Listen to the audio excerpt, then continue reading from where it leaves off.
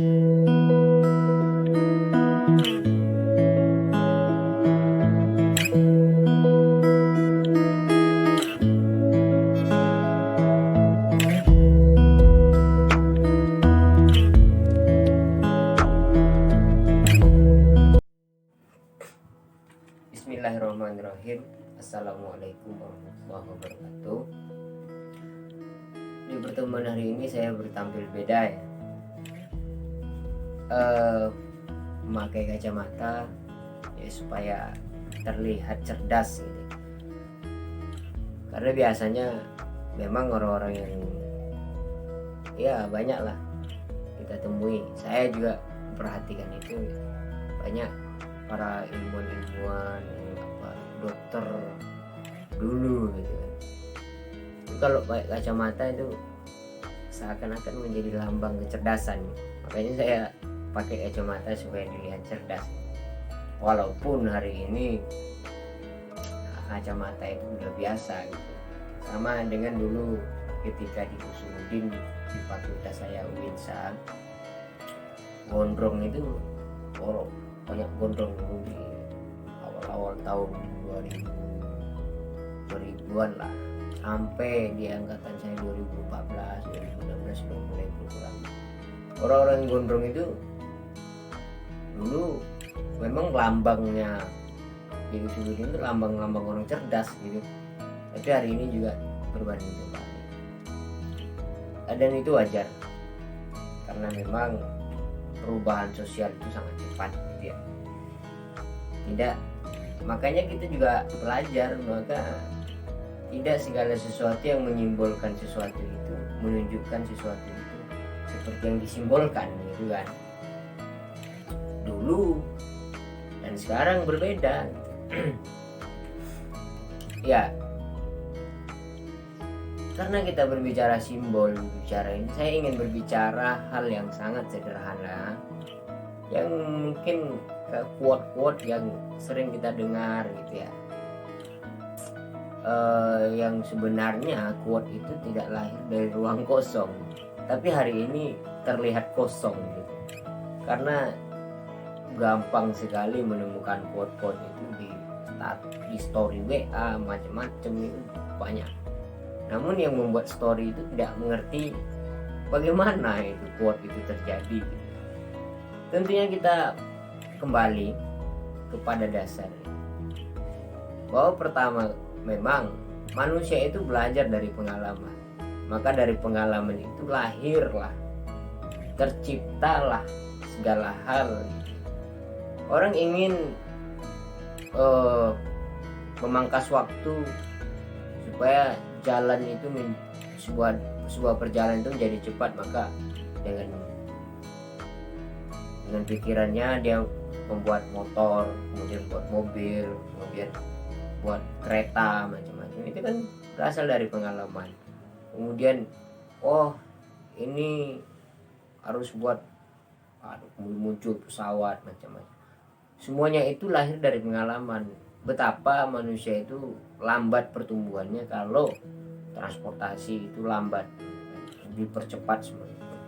Kemudian dulu ibu-ibu kita, mungkin nenek-nenek kita kalau mau masak itu harus pakai kayu gitu ya, dibakar, kemudian muncul kompor, kemudian kompor gas, kemudian ada lagi macam-macam. Hari ini udah pakai listrik gitu ya. Masak nasi itu dicolok kanannya udah tunggu setengah jam matang. Serba praktis. Namun kemudahan itu memberikan efek-efek positif dan negatif tentunya pasti ya.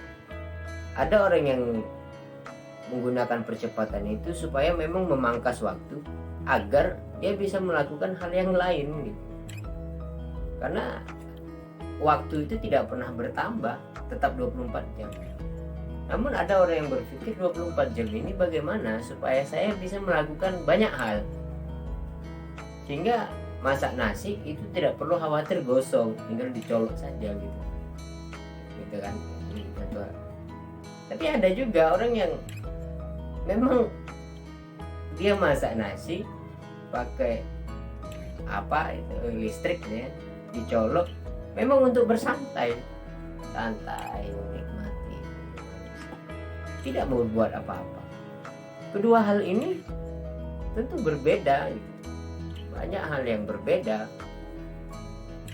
Respon orang terhadap perubahan itu berbeda-beda. Dulu orang mencari buku itu sulit, hari ini PDF begitu banyak dengan perkembangan teknologi macam-macam, luar biasa. Tapi sayangnya dulu orang mencari buku itu untuk dibaca, ketemu buku mereka habiskan, mau beli buku macam-macam. Hari ini begitu banyaknya bacaan yang ada di internet, tapi pembacanya nggak ada, udah terkuras habis. Luar biasa kan perubahan, hanya dipakai untuk kepentingan ya, mengerjakan tugas atau hanya pengen tahu aja, tidak dipikirkan lebih mendalam. Juga perkembangan teknologi hari ini membuat kita tidak lagi jumut, apa maksudnya, bukan jumut tapi tidak ketinggalan gitu. Semua orang bisa membaca informasi nasional bahkan internasional melalui HP gitu kan, melalui internet gitu. Maka kita nggak usah heran melihat tukang becak berbicara ekonomi, berbicara politik, walaupun bukan kapasitas mereka untuk berbicara itu gitu. Dan sangat luar biasa. Tapi ada orang yang kemudian dia seharusnya di situ, yang harusnya menguasai itu, dia tidak mau, karena justru dia terjebak pada kenyamanan yang diberikan oleh internet atau perkembangan teknologi, perkembangan hari ini yang dulu dibuat untuk memudahkan kita supaya tancap gas, bukan mundur atau lari di tempat, tapi memang gas gitu. Menemukan hal-hal yang ada di imajinasi orang-orang terdahulu yang mengatakan ada dunia selain alam ini, selain bumi ini. Kita seharusnya mengejar ke sana. Informasi yang hari ini dipercepat itu supaya kita mudah mengaksesnya dan mengetahui segalanya dan masuk kepada tahap selanjutnya, bukan berhenti pada sini aja. Tapi tidak hanya berhenti hari ini, tapi mundur, terjebak pada kenyamanan. Jadi kenapa kenyamanan itu sulit dilawan gitu kan? Karena memang manusia lahir sejak awal dia ingin mencari kenyamanan. Jadi wajar saja ketemu sebuah yang lucu-lucu macam-macam gitu, sehingga waktu untuk belajar itu nggak ada, padahal begitu luas dan begitu mudah gitu kan. Nah, saya tadi di awal bilang ini tentang quote gitu ya, quote.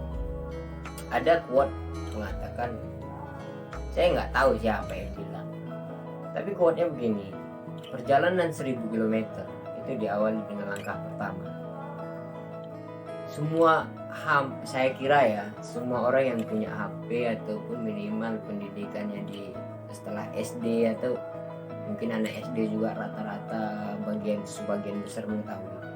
Tapi anak yang tamat SD sampai dewasa, saya kira mengerti dan tahu apa itu quote perjalanan 1000 km diawali dengan langkah pertama. Hanya saja dalam realitasnya tidak banyak orang yang tidak mau memulai langkah pertama itu gitu. Tapi dia berpikir bagaimana mudah. Contohnya bagaimana sih? Contohnya begini aja. Apakah ada kemudahan yang diawali dengan kemudahan? Itu mustahil. Karena mudah itu lawan katanya adalah sulit. Maka kemudahan itu ada karena ada kesulitan. kan gitu ya. Oke. Saya sering menemukan teman-teman yang dia ngopi aja, ada tugas kuliah atau macam-macam ya lewat, semuanya dianggap itu beban, dia mencari yang nyantai-nyantai aja lah. Dan pada akhirnya saya ketemu lagi setelah beberapa bulan, dia jenuh dengan hal yang kayak gitu. Akhirnya kenyamanan yang saya lihat itu, saya lihat kan dia nyaman itu, enak, tidur ngopi, bangun makan macam-macam. Kan enak ya kelihatannya, saya melihat itu perbuatan yang enak, yang saya inginkan juga gitu. Tapi ternyata ketika saya tanya, dia juga ternyata ruwet di dalam pikiran. Kenyamanan yang sering dia lewati itu menjadi kesulitan bagi dia. Hanya saja ya saya melihat itu nyaman. Maka perlu kita itu bersusah payah dahulu gitu, supaya menemukan keenakan gitu, menemukan kenyamanan gitu. Tidak akan ada kenyamanan tanpa ada susah payah itu. Jika rumus ini kita ketahui, maka kita tidak usah menghindar saat ada halangan, rintangan macam-macam itu. Tidak perlu dihindari, tidak perlu lari atau tidak perlu mengeluh, karena setelah itu akan ada ketenangan dan kenyamanan. Ya itu mungkin ya quote itulah ya kira-kira, karena memang ya sulit ya mungkin hanya itu saja. Terima kasih. Wassalamualaikum warahmatullahi wabarakatuh.